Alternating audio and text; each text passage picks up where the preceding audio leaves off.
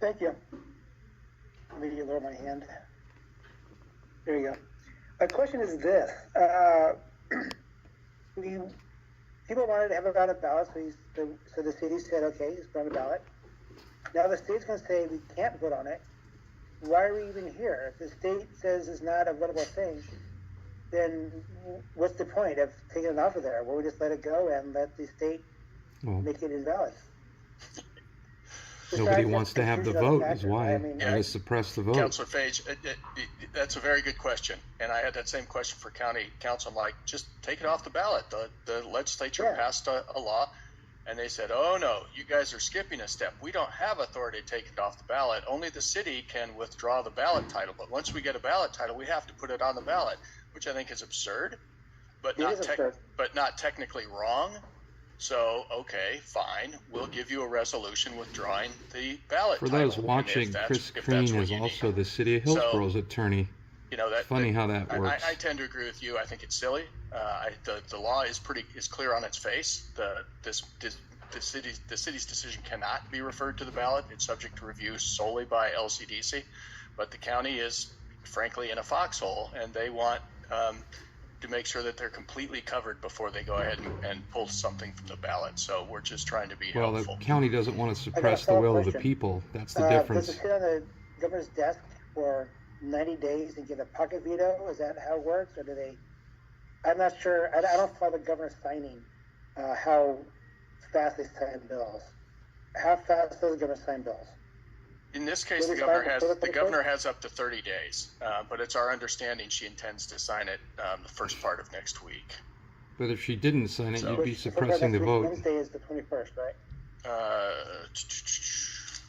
I think it is. The charter, and this is in sections 19 to 21. Administrative actions are an action by the city council directing staff to take particular actions.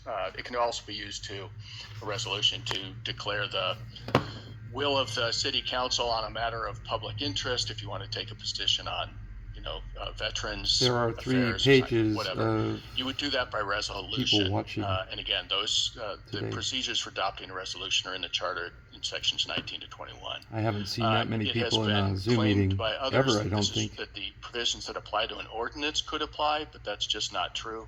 An ordinance establishes the law for the city, and this is not the law. This is just directing staff to take particular action. So yes, it's a resolution because it's an administrative action. Perfect.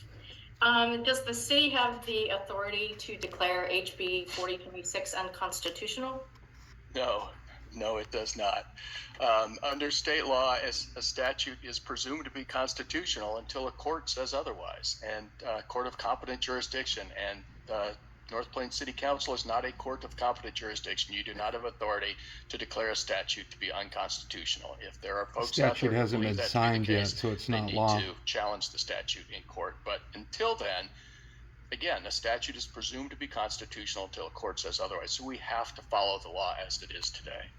Okay, thank you.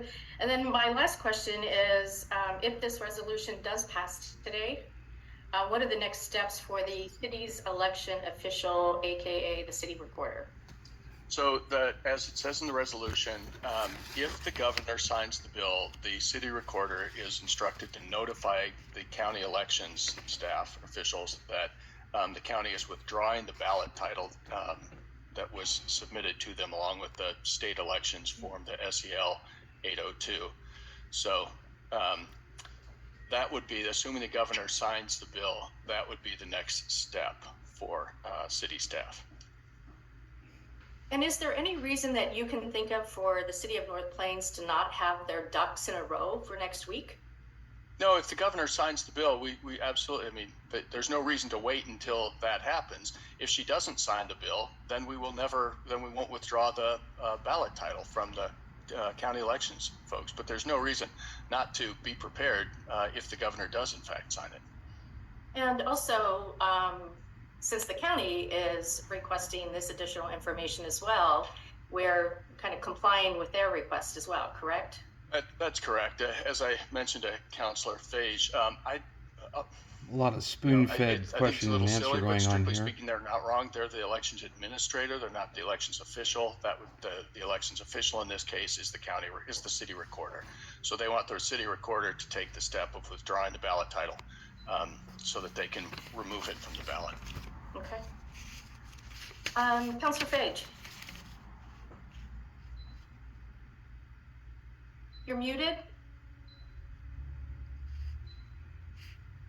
Yes, I'm muted. Thank you. To make it clear, and I just want to be very clear about this. If the governor does not sign this law, then this motion will not go to the ballots, right? I'm sorry, it will not go through. We will not put this motion through. This is only in case the law is signed by the governor. That's correct. As it says in the resolution, if staff is directed to withdraw the ballot title on or after the date the governor signs the bill. So if the governor doesn't sign the bill, we do not withdraw the ballot title. Good, thank you. Thank you for that clarification. Councilor Martinez. Yeah. Thank you. It kind of piggybacks on that. So are we allowed to have the ballot measure removed when the governor hasn't signed this House bill? The instructions that in the resolution that are going to staff are to withdraw the ballot title only after the governor signs the bill. So if the governor does not sign the bill, nothing changes. Got it. So we have this kind of direction, and it'll be removed once it's appropriate to do so. Correct. Got it. And Thank only you. if appropriate, right? That's correct. Okay. As you all know, under our system of government, it's not a law until the governor signs it. So, it's not a law until the governor signs it. So And we're if it waiting goes for the to governor court to sign it. and they lose, then what happens? Are there Councilor Smith, Councilor Sheldon, Councilor Kendall, any questions? Councilor Sheldon. This is a kangaroo court, is what it is. I felt like that this thing wasn't referable from the beginning, frankly. And I looked at a lot of the opinions of the appellate courts. And, my concern was, okay, are we going about this the right way in terms of unwinding it? And I think from the standpoint of what a question I had, you've answered, because this is going to be a conditional resolution that if in fact it doesn't get signed, then nothing goes forward. And that if it does, it gets pulled. And I think it's the right way to unwind this. So to me, I'm resolute moving forward with this resolution. I don't see, despite the, there's some calls for the constitutionality of the voice of the people, and I'm just not sure that applies in this case. Oh, I know people do want to really? voice their concerns, What? but Constitutionality doesn't apply. That's great. Nice city councilor. Thank you, Councilor Sheldon. Councilor Smith or Councilor Kendall? I'll make a comment. I'm like with Russ. This should have been done a long time ago. But we keep getting pushed back to where we're at now. So my only comment was vote on it, and I'm a yes. Okay. Councilor Kendall? Yes, yes, Mayor. I've heard all the questions, and I'm ready to vote, and I support this resolution. So I'm ready to go. I don't think I have to give my reasons why I'm supporting it now when I did not when supported the agricultural scene back then, but when they came ahead and went into the city and exercised their rights supposedly to get this on the ballot, that turned my stomach, and I'm now in support of this all the way. Thank you so much. I was never opposed against it at the beginning. I was supporting agriculture outside the city. They had their constitutional rights to oppose what the city was doing, but not to do when they came into the city. I feel that was wrong, and I'll stand by that. So the minute the resolution came in, these people's stomach got turned. It's our city, and in retrospect, it's your city, and 440 citizens signed this, and you're saying that was wrong. Wow. Thank you. All right. Chris, there was one other question. I know with special meetings, can you just clarify as far as public comment is concerned? Right. So this is.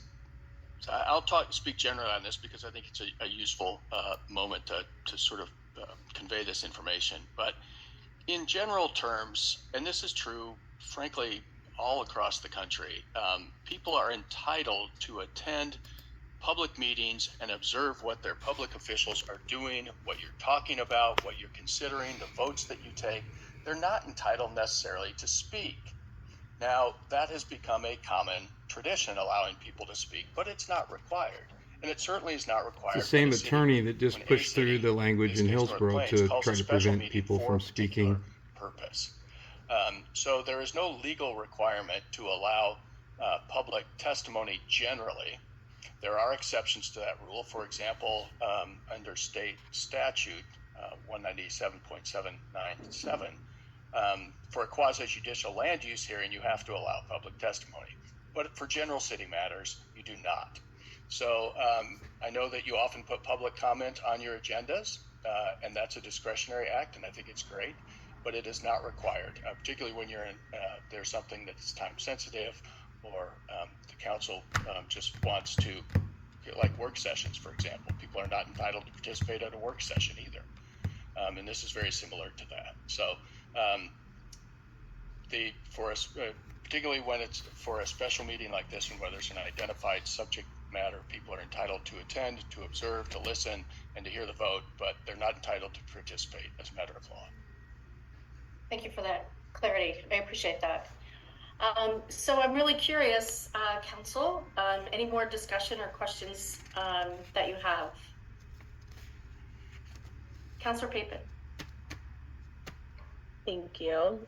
I am going to go out on a limb here, and I know this might be unpopular opinion with some, but I just want to make sure that I am crystal clear that if we do, let's say this resolution does not pass today, the outcome would be if the governor signs the bill, and the ballots would be printed with the measure on there. Is that correct, Chris?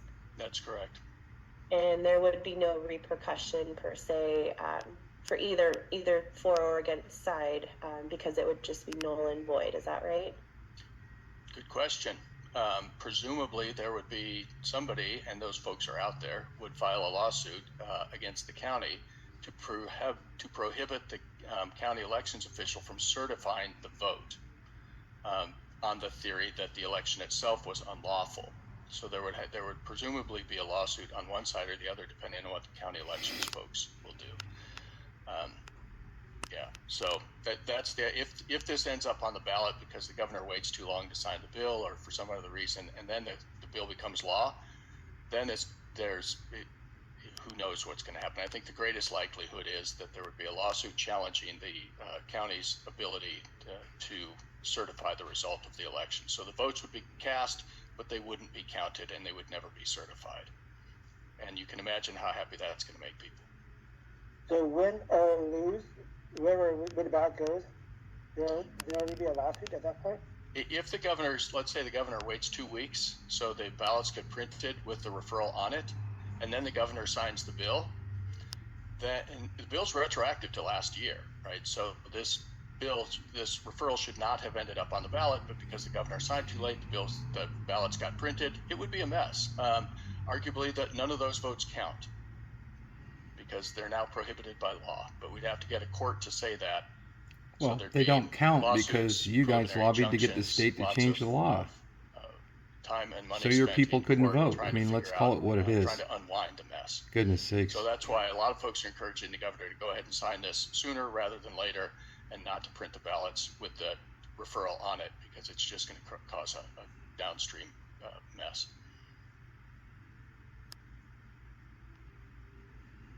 Councilor Papin, does that answer your question? Yes, thank you. Councilor Fage? Thank you. I have one more thing. So just use this as a data point. Even though it's null and void, it's not going to matter. Use it as a data point. Say, hey, look, guys, that said bill you guys passed back in 2016 that took the voting rights away from the people to do this.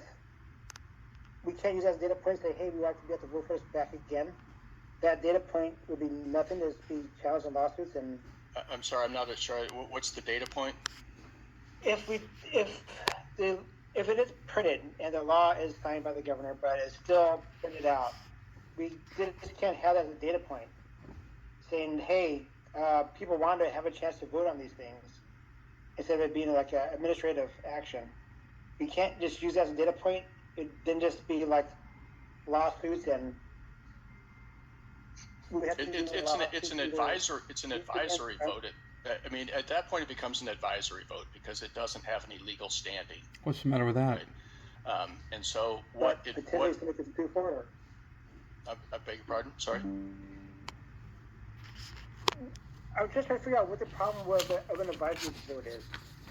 What do you do with the advice? You've already approved the ordinance amending the urban growth boundary. Who's supposed to act on that data point? It's a decision out there that has no legal standing, no legal bearing. It might, in fact, confuse people who believe that the city's urban growth boundary was not expanded because it was defeated by the voters, when in fact the vote had no legal bearing whatsoever. So it just continues the confusion by allowing it to go on the ballot in the first place. Okay, thanks. Any other questions, comments from the council? All right, what is the will of the council?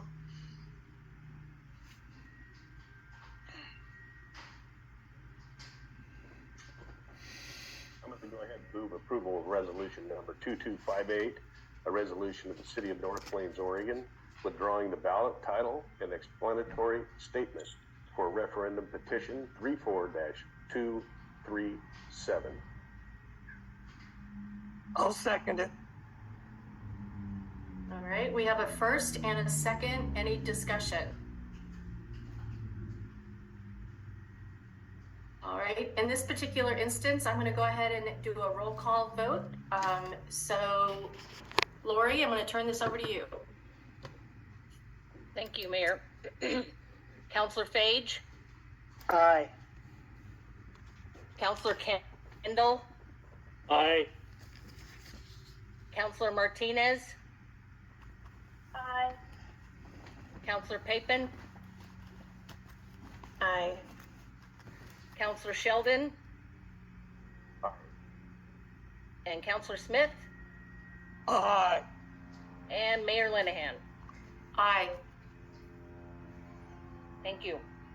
Thank you, Lori.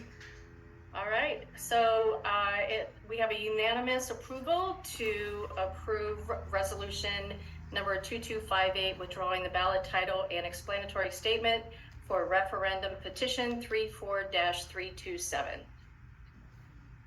So moved. And so the at this people of time, North we do not Plains have have anything been else on denied our their right to agenda. vote, And at this time, I will go ahead and close the even City though the Council new state law special is not a meeting law. at 4:43 p.m. Nice job, Thank you Mayor all for being Linehan. here. Way to go. Aye. Aye. Good night. Well, See ya. stay tuned, everybody. This one's going to get interesting.